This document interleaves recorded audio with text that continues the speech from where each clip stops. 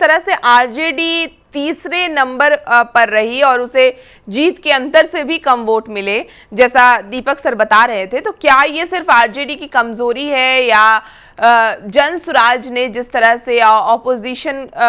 का स्पेस जो है उसमें भी बड़ी सेंध लगा दी है? तेजस्वी के लिए इसे कितना बड़ा वार्निंग सिग्नल माने, क्योंकि जिस तरह से प्रशांत किशोर लगातार एक्टिव नजर आ रहे हैं, जिस तरह से उनकी जीत हुई है, और उसके बाद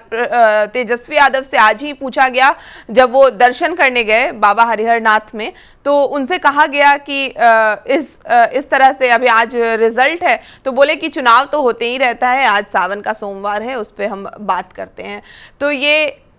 नेता प्रतिपक्ष के लिए, नेता विपक्ष के लिए कितनी मतलब कैसा स्टेटमेंट आप इसको देख रहे हैं? और जिस तरह से लगातार एक दूसरे विकल्प की बात हो रही है, एक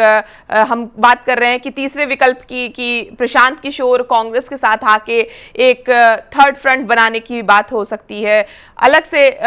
कोई स्ट्रैटेजी बिहार में काम कर सकती है, और एक तरफ हम देखें तेजस्वी यादव की, जहां अगर 2 विधायक इधर से उधर हुए तो नेता प्रतिपक्ष की कुर्सी भी उनकी जा सकती है।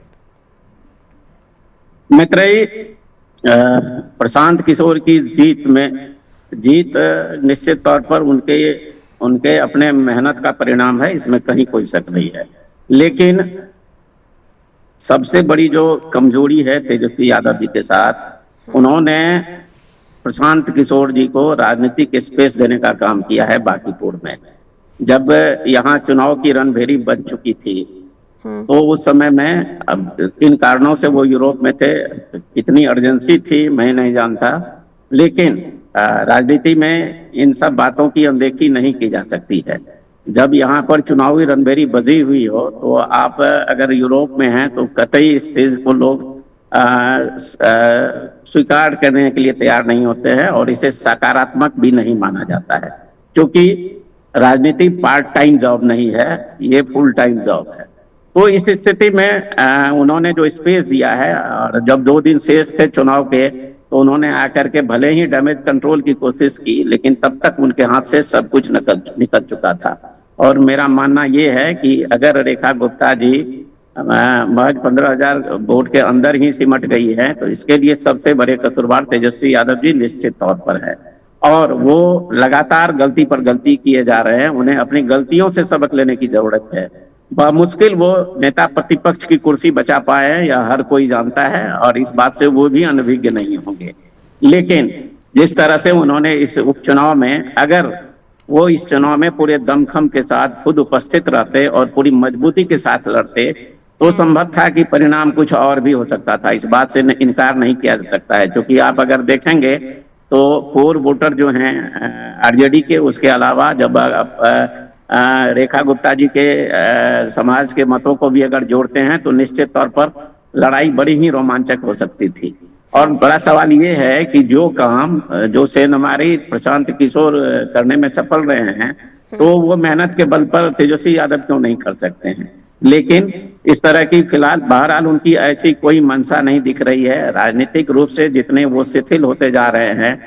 तो उस स्थिति में आने वाला कल जो है निश्चित तौर पर उनके लिए जो है बेहतर नहीं दिख रहा है। और समय रहते अगर तेजस्वी यादव अगर नहीं संभले तो निश्चित तौर पर उनके लिए खतरे की घंटी बज चुकी है। भले ही प्रशांत किशोर अकेले विधानसभा के अंदर मिलेंगे उन्हें, लेकिन जिस तरह के उनके तेवर हैं, जिस तरह से उन्होंने पूरे चुनाव में कैंपेनिंग की, आप देखेंगे कि जो एक तरफ तो 40 स्टार प्रचारक की खोज थी, तो ये एक तरफ स्टार प्रचारक, लेकिन जनसुराज में क्या स्थिति? जनसुराज में जो है कार्यकर्ता ही प्रचारक थे। तमाम पूरे सूबे के जो चुनिंदा कार्यकर्ता थे हर जिले से बुलाए गए थे पटना, और उन्होंने मतलब नामांकन के दिन से 1 सप्ताह पहले से वो लोग पटना में बांकीपुर के इलाके में रह करके डोर टू डोर कैंपेन करने में लगे हुए थे। और उसी का नतीजा है कि भाजपा के कोर जो वोटर हैं वो टूट गए, प्रशांत किशोर उसकी सेंधमारी में सफल रहे। तो इस तरह की मेहनत मेरे ख्याल से आरजेडी के तरफ से दूर दूर तक दिखाई नहीं दी, और निश्चित तौर पर इसकी जिम्मेवारी तेजस्वी यादव की होती है। और जब नेता ही गायब रहेंगे मैदान से, तो फिर मान लें जब सेनापति गायब हैं तो और जो लड़ने वाले लोग हैं, योद्धा हैं, उनकी क्या स्थिति हो सकती है, ये थोड़ा सा कह पाना कठिन है। तो एक आज ही मैं एक वेब सीरीज का एक क्लिप देख रहा था, तो उसमें कहा गया कहा जा रहा है, पता नहीं नाम नहीं बता सकता मैं उस वेब सीरीज का, उसमें कहा गया है कि बिहार की ये खासियत है कि जब जब आपको लगता है कि बिहार को आप समझ गए हैं, बिहार आपको झटका देता है। बिल्कुल। तो निश्चित तौर पर ये जो मैसेज है, ये जो बात है, ये तेजस्वी यादव पर तो लागू है ही, भारतीय जनता पार्टी पर भी लागू है। और जो कुछ किया है, प्रशांत किशोर ने जो सफलता हासिल की है, निश्चित तौर पर उसकी कीमत जो है कहीं ना कहीं भविष्य में तेजस्वी यादव को चुकानी पड़ सकती है, अगर वो समय रहते नहीं संभले और उन्होंने अपने राजनीतिक रणनीति में तब्दीली नहीं की, तो आने वाले समय में निश्चित तौर पर उनकी जगह